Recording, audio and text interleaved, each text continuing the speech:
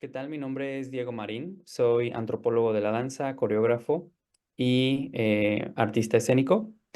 Pues agradezco muchísimo la invitación para hablar el día de hoy sobre inteligencia artificial y el potencial que tiene para el videodanza específicamente.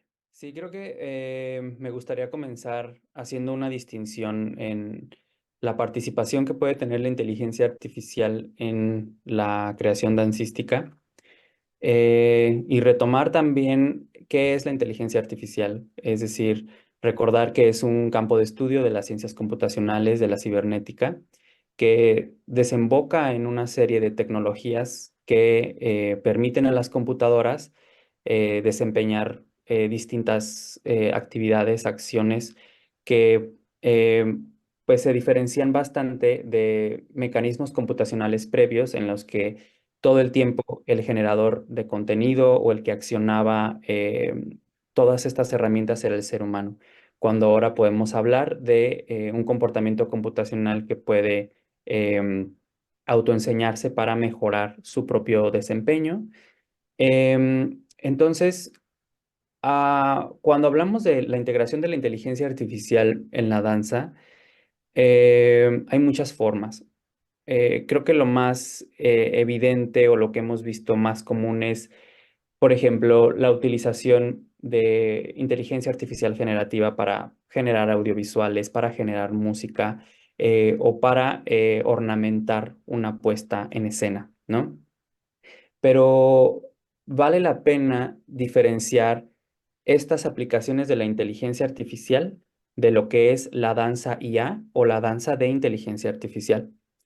Entonces, la danza de inteligencia artificial va más enfocada a cuando es una experiencia kinésica generada por un comportamiento computacional. ¿Esto qué quiere decir? Que es una inteligencia artificial diseñada para componer una serie de movimientos que puedan ser perceptibles para el ser humano como danza y no como otra cosa, ¿no? Porque podríamos ver una serie de movimientos que puedan ser entendidos como otra cosa. Es interesante ver cómo aquí los factores culturales y biológicos intervienen en nuestro entendimiento de lo que es la danza.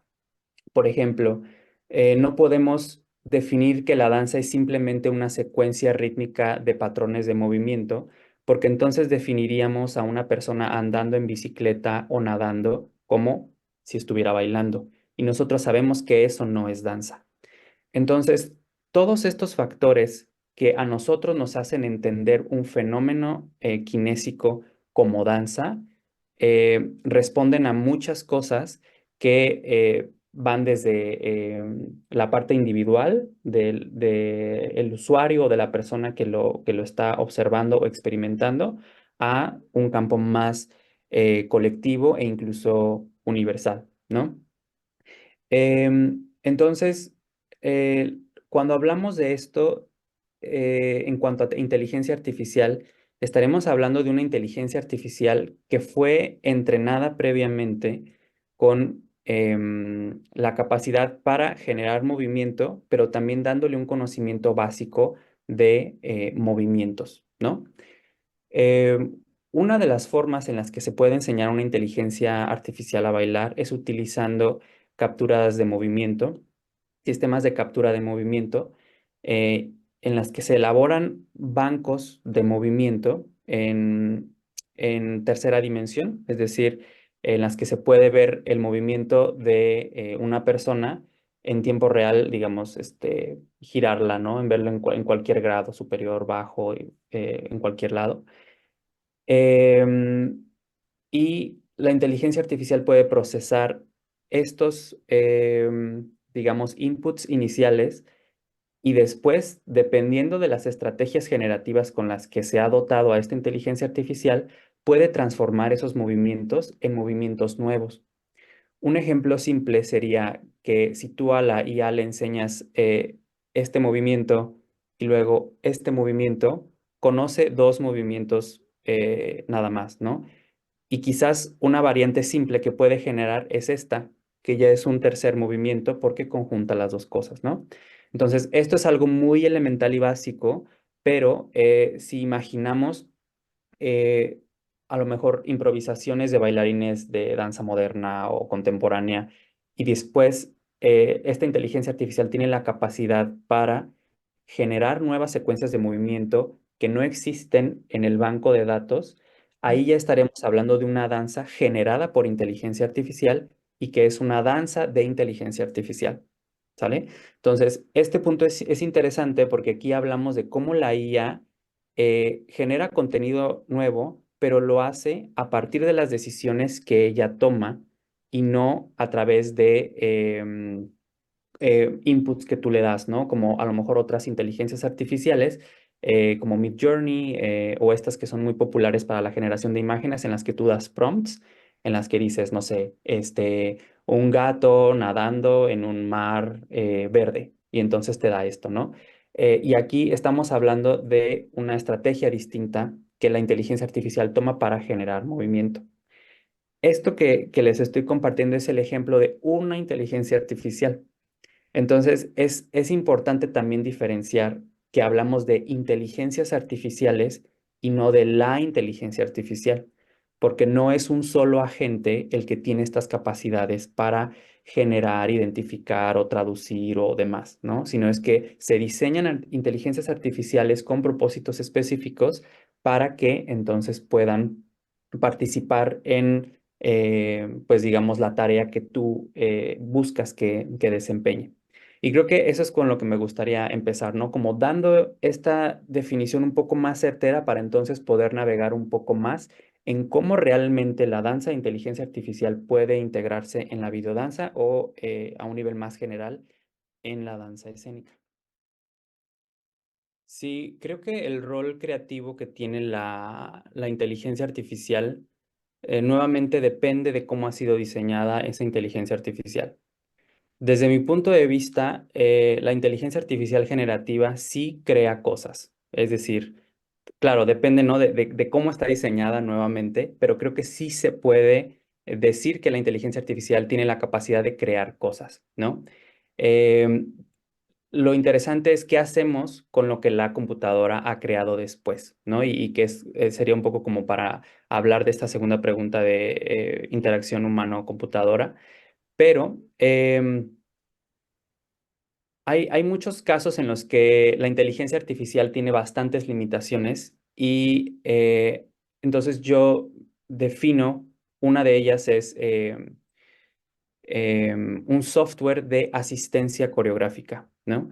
En la que no estamos hablando de una entidad digital interactiva a nivel corporal, ¿no? Que simplemente es un software en el que tú utilizas tu teclado, utilizas la pantalla, el mouse, lo que sea, para armar una secuencia de movimientos y que la inteligencia artificial te puede dar sugerencias de, ok, esto podría ser un resultado potencial y demás. Entonces, asiste el proceso creativo humano, pero sigue siendo creatividad humana, ya que el humano es el que al final toma la decisión de, ok, voy a utilizar esto, lo voy a ordenar de esta manera y después lo voy a ejecutar. Entonces, aquí la inteligencia artificial es, su rol no puede trascender ese umbral de ser una herramienta. Pero cuando hablamos de inteligencias artificiales que son dotadas de cuerpos interactivos, entonces su rol puede cambiar dependiendo de un montón de factores. No solamente son los factores técnicos con los que la IA cuenta para generar e interactuar, sino también depende de cómo el ser humano es capaz de aproximarse a la inteligencia artificial para poder establecer una creación híbrida en la que la inteligencia artificial pueda, al menos dentro de un marco de aproximación ficcional modal, funcione como un colaborador de igual nivel de poder que un ser humano y no como una herramienta que tú estás manipulando, ¿no? Eh, algunos casos que puedo dar más específicos, eh, pueden checar en internet el software que desarrolló Google junto con Wayne McGregor, que se llama Living Archive. Y este software es un ejemplo muy claro de lo que es un software de asistencia coreográfica. Eh, y justamente cuando yo empecé a explorar el campo de la creación de danza con inteligencia artificial, notaba que la mayoría de los softwares trabajaban de esa manera y los pocos que ya trabajaban con un bailarín de inteligencia artificial, que en este caso tiene que ver cuando ya está dotado de un cuerpo que puede ser interactivo o no, pero que puede generar danza como lo planteé previamente, eh, sucedía algo que a pesar de que tú tienes a ese bailarín de inteligencia artificial generándote cosas, el ser humano sigue titiriteándolo o manipulándolo. Y entonces ahí seguimos hablando de danza humana, no de danza de inteligencia artificial, porque el ser humano es quien sigue tomando las decisiones de esas ideas generadas por la computadora. Entonces, cuando empecé yo mi proyecto Dancing Embryo, tenía esta ambición de poder tener un bailarín de inteligencia artificial que fuera interactivo en tiempo real conmigo a nivel kinésico. Es decir, que generara danza en tiempo real, que pudiera yo interactuar con él en tiempo real, pero no a través de prompts, ni con un mouse, ni un touchpad, sino a través de mi cuerpo en movimiento. Y cuando logré establecer este experimento en el que bailaba junto con la inteligencia artificial, me daba cuenta que igual como ser humano yo puedo seguir manipulando en cierta medida las acciones de este bailarín de inteligencia artificial por muchas razones. Y yo lo que quería era lo contrario. Yo quería establecer este estado de inducción rítmica o de entrainment, que es lo que experimentamos cuando bailamos con otra persona y no cuando bailas para alguien. Entonces, me di cuenta que lo importante era cómo yo no solamente podía manipular a la inteligencia artificial, sino también cómo la inteligencia artificial puede manipularme a mí. Y entonces, cuando entramos en este punto en el que ambos estamos circunscritos a las limitaciones que ambos cuerpos tienen o a, digamos, los inputs que los dos estamos dando en tiempo real, es cuando podemos hablar de danza humano-IA, ¿no? Que ya la danza IA sería la danza generada por la computadora, pero la danza humano-IA sería esta generada de forma híbrida en tiempo real, cuando la inteligencia humana y la artificial, digamos, despliegan formas de danza. Y algo interesante es también que dentro de la interacción humano-máquina hay muchas formas de cómo nos aproximamos a ella y ser conscientes, ¿no? De qué es lo que yo hago y cómo puedo hacer para que la máquina me influencie también a mí, siendo consciente de cuándo estos agentes artificiales pueden ser realmente agentes y no simplemente catalizadores creativos. Un catalizador creativo podría ser un objeto inerte que despierta inspiración de mí para generar movimiento, ¿no? Puede ser una planta, puede ser una, un vaso, una copa, cualquier cosa, una mesa. ¿Por qué? Porque es un objeto que estimula mi creatividad para generar algo, ¿no?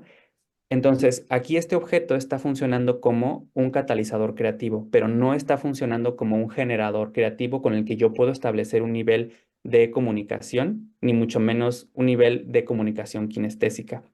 Entonces, con esto podría elaborar muchos ejemplos de distintas formas, pero el punto es que es muy importante tener este acercamiento crítico a los agentes no humanos para poder saber si realmente podemos establecer una colaboración creativa y no simplemente una utilización de agentes artificiales o objetos para estimular la creatividad humana. Y esto creo que podría elaborar de más, pero estaría interesante saber eh, si en alguna otra de sus preguntas puedo como ahondar algo más específico. Entonces, cuando hablamos de el cuerpo digital, es interesante eh, retomar estos conceptos del posthumanismo que se alejan de las perspectivas antropocéntricas que nos dicen que el ser humano es el centro de todo y que el cuerpo es definido eh, desde lo humano, ¿no? Cuando vemos las definiciones, por ejemplo, de qué es danza, siempre vemos la expresión humana a través del cuerpo, ¿no? Pero siempre está el humano en el centro. Y aún más allá de eso está la presencia física del cuerpo en movimiento para poder ser considerado danza. Y justamente creo que este es uno de los puntos que desde la aparición de la videodanza fue desafiado en el sentido de que estamos viendo danza y no estamos viendo un cuerpo físico. También en mi proyecto tenía esta crítica muy persistente, ¿no? Por la gente que veía mi trabajo, que me decían, no, pero es que no estás bailando con alguien, Diego, estás bailando tú frente a una pantalla, ¿no? Pero mi argumento hacia esto es que hablamos de cuerpos de sustancia no física y que son cuerpos perceptibles. Es decir, desde una perspectiva de la corporización encarnada, o del embodied cognition, hablamos de que nosotros hacemos sentido de la realidad de acuerdo a lo que nosotros somos capaces de percibir, ¿no? Y demás de cómo nuestro cuerpo en acción da sentido a la realidad, no es nada más algo que está frente a nosotros previamente, ¿no? Sino que es creado a partir de la interacción con las cosas.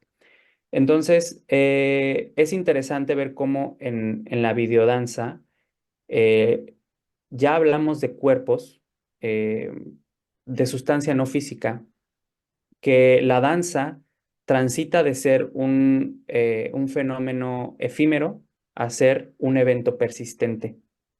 ¿Por qué? Porque ya queda digamos, en un sistema que puede ser revisado, replicado muchas veces. Y cuando hablamos de danza escénica, evidentemente es algo que solamente sucede en ese momento, pero la danza hecha para videodanza tiene también esta característica, que sabemos que va a ser eh, repetida en el sentido de que va a ser percibida, eh, no percibida de la misma manera, pero que el elemento que va a ser percibido va a ser exactamente igual, ¿no? Y si hablamos de cómo la inteligencia artificial se puede integrar a la creación de videodanza, más allá de lo que yo defino danza intermedial, que serán estos ejemplos que yo les doy de ornamentación, de hacer un efecto especial sobre el cuerpo del bailarín y demás. Pero hablando de danza generada por computadora, por una inteligencia artificial, eh, creo que sí es una tarea multi-interdisciplinaria, incluso transdisciplinaria, ¿no? Y que me parece a mí bastante interesante porque creo que la danza contemporánea, al igual que todas las artes, está entrando en este diálogo interdisciplinario que rebasa la parte artística y cultural, sino que entra también ya a conversar con la ciencia. Entonces, un ejemplo es Jill Jobbins. Él es un coreógrafo que personalmente no he visto si realmente utiliza danza de inteligencia artificial, pero sí utiliza tecnología de punta, ¿no? Utiliza sistemas de captura de movimiento y puedes ver muchos avatares digitales dentro de sus obras que son integrados con, digamos, videos en tiempo real que seguimos o al menos yo no puedo decir ahorita cómo ha sido su proceso porque no estoy familiarizado con él, pero sé que integra distintas tecnologías.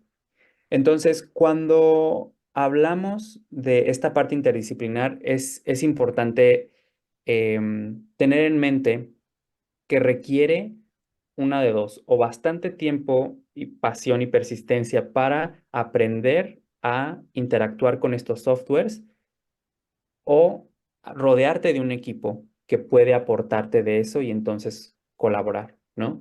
Porque se me han acercado a mí coreógrafos bailarines interesados en empezar a experimentar con inteligencia artificial y me preguntan, ¿dónde puedo descargar un software? ¿Dónde puedo encontrar un sistema, ¿no? Para esto.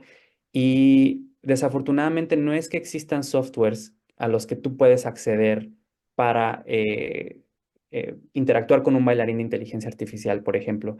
¿Por qué? Porque estos softwares son diseñados específicamente para proyectos específicos.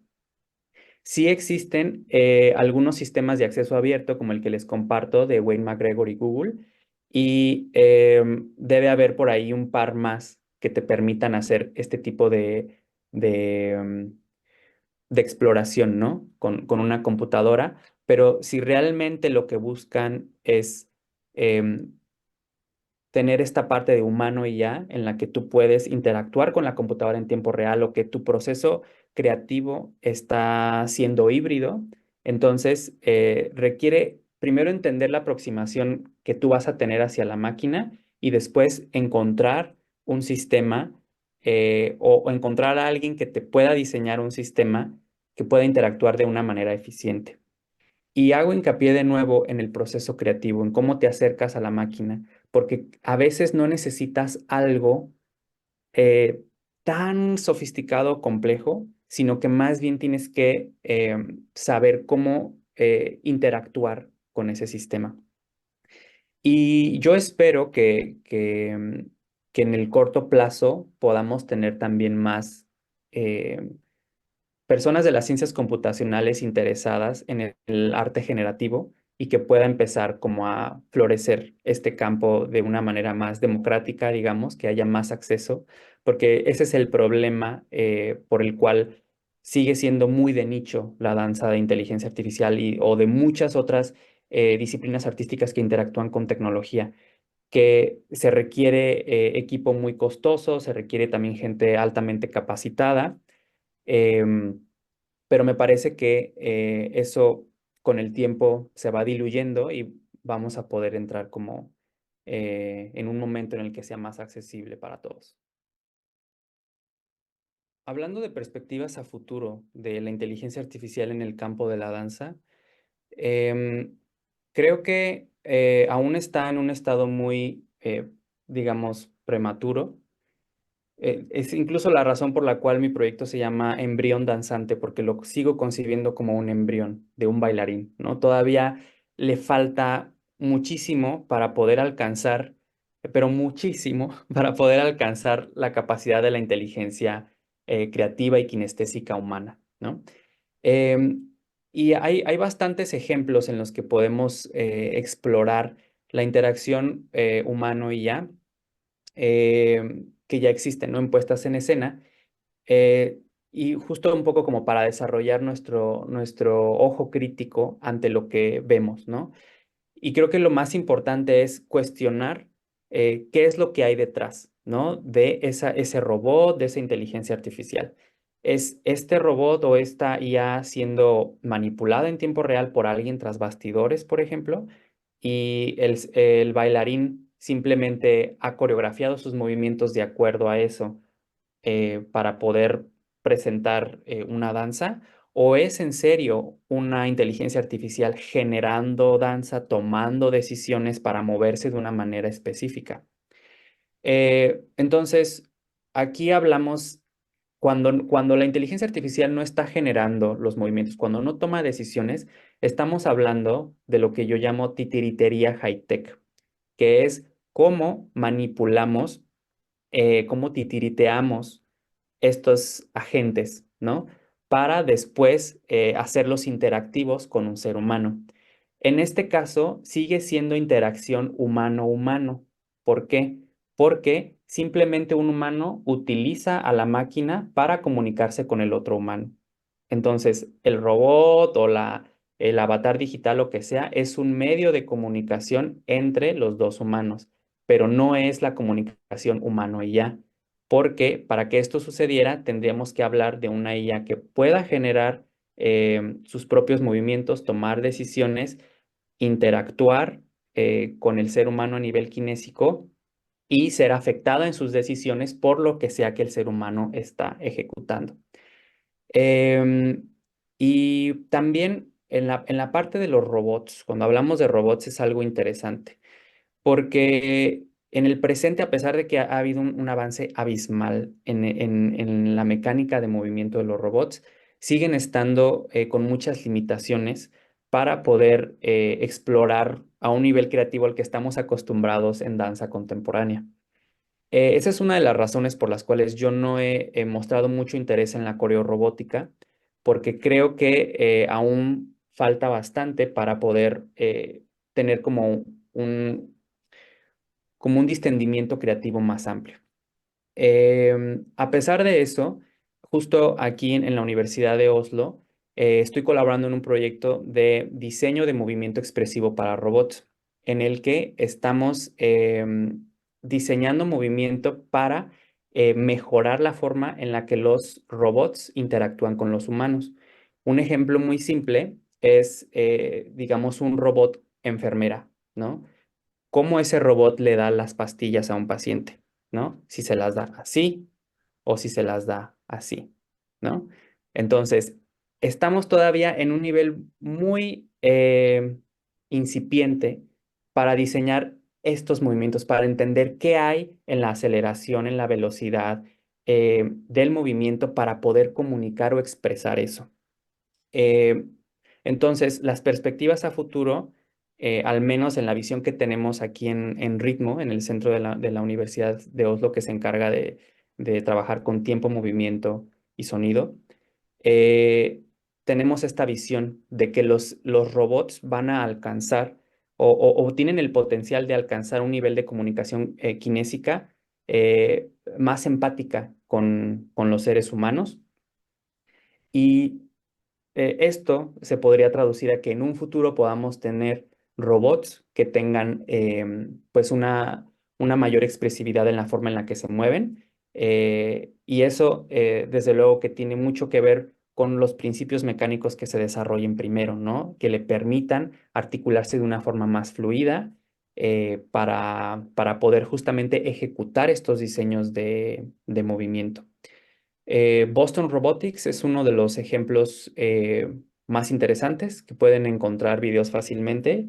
Yo la primera vez que vi su video de Dancing Robots en 2020, yo no creía que eso era real. Se los juro que pensé que estaba viendo una animación, porque cuando ves los robots haciendo saltos, piruetas de una manera coordinada, y que a pesar de que les falta muchísima parte en la expresión de movimiento, la ejecución de cosas biomecánicamente tan complejas sí que llama muchísimo la atención. Y es interesante también mencionar que Boston Robotics decidió entrenar a sus robots utilizando danza porque, de acuerdo a lo que han expuesto en algunas entrevistas, esta es una de las mejores formas para desarrollar la capacidad motriz de los robots. En otras palabras, podemos decir, si un robot sabe bailar bien, un robot puede ser un cirujano, un robot puede ser un soldado, eh, porque estamos hablando de esta conciencia de la inteligencia kinestésica. Entonces, es ahí también un valor muy importante, que es algo que resalto también en mi libro hacia el futuro de la danza, ¿no?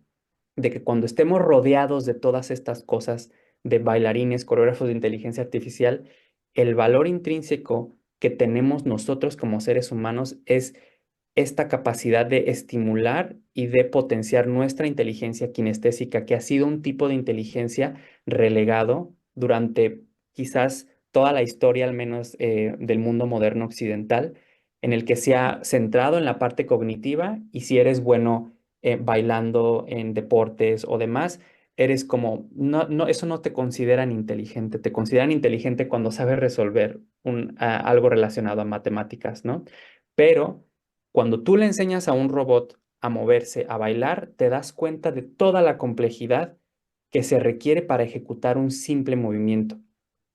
Esto se llama la paradoja de Marovec, que es como un robot o una inteligencia artificial, una computadora, eh, puede resolver problemas matemáticos muy complejos en segundos, pero para poderlo entrenar a resolver una tarea psicomotriz, o al menos motriz, es sumamente complejo. Entonces es interesante también ver cómo esto está empezando a impactar otras áreas que van más allá de la creación artística o en específico de la danza. Y bueno, antes de despedirme, les comparto que voy a estar en Buenos Aires en la conferencia anual del Dance Studies Association, donde voy a estar dando una charla sobre si la inteligencia artificial puede bailar o no. Vamos a recorrer esta pregunta desde distintas perspectivas, desde la antropología, desde la filosofía, con un enfoque posthumanista y esta charla proviene de uno de los capítulos de mi libro que se llama Encarnando lo Artificial, que también va a estar siendo expuesto en este congreso.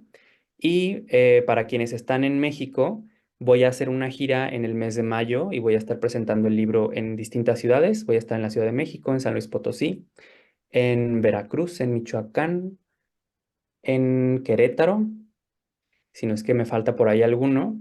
Em, en España quizás vaya a estar hasta noviembre en Barcelona, pero los invito a que sigan a que me sigan la huella en mi sitio web www.diegomarin.art. Y el libro ya está disponible en Amazon. Lo pueden encontrar tanto el ebook como el libro impreso.